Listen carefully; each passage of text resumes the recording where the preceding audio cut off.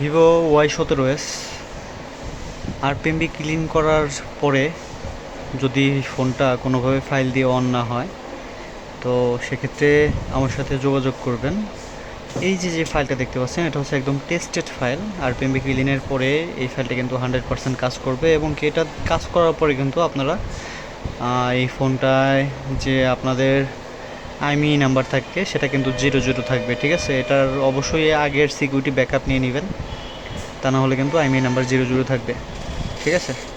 তো এই ফাইলটা 100% ডেড বোর্ড রিপেয়ার করবে। যদি আপনাদের ফোন আপডেট দেওয়ার পরে ডেড হয়ে থাকে, সেক্ষেত্রেও কিন্তু এই ফাইলটা কাজ করবে।